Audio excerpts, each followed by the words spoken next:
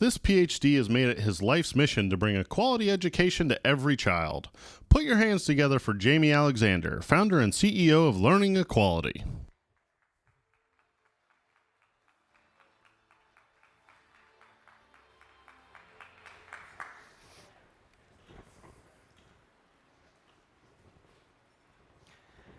We talk a lot about innovation in education, and this idea that by leveraging cutting-edge technology like virtual reality and the blockchain, we can catapult ourselves into the future of education.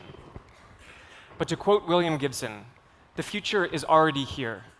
It's just not very evenly distributed. So this is not that talk. I don't want to talk about the future.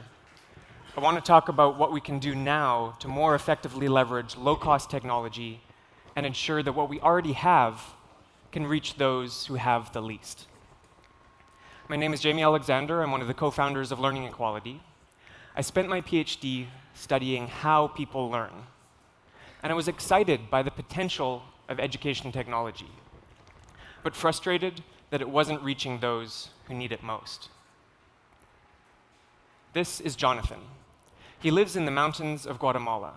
He's smart, and he's curious, and he would benefit from access to resources like Khan Academy on the internet. But like half of the world today, he doesn't have access to the internet, either at school or at home.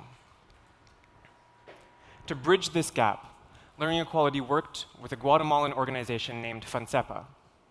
They had the local expertise and the team on the ground in Guatemala, and Learning Equality had developed an innovative technology that could address their needs and context.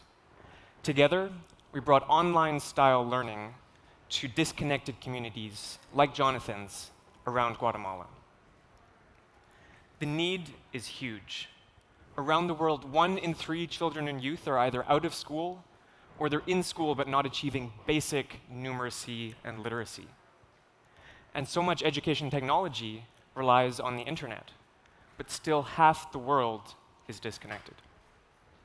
That leaves over 400 million who could benefit from the solutions that we're developing.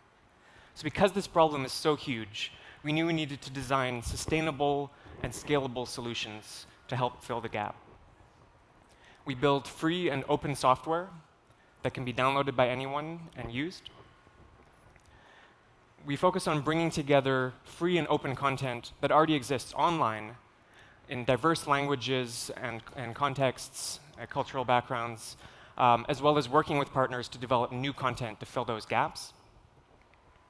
It can all be used on any hardware, whether it's old legacy hardware that already exists in context, or new low-cost devices, things like the Raspberry Pi.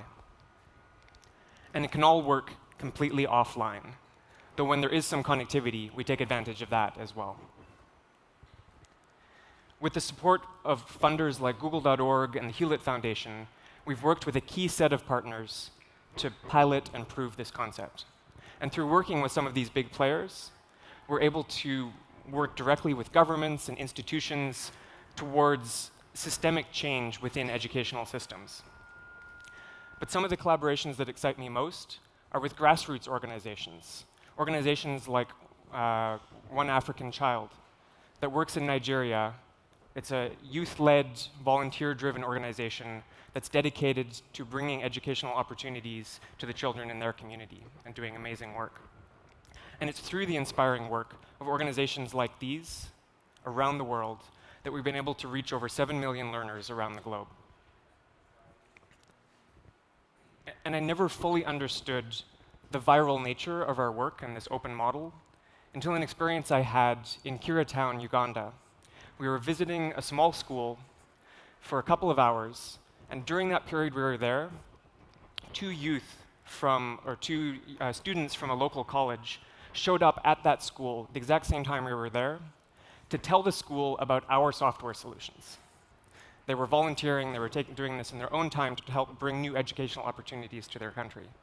And it was in that moment that I realized we may be lighting flames, igniting sparks, but it really takes a global village to carry the torch.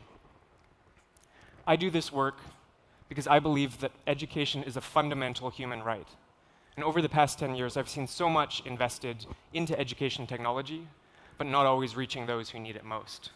But I believe that if we come together around open models that leverage the power of community, we can truly deliver on the promise of universal quality education. And I hope you'll join me.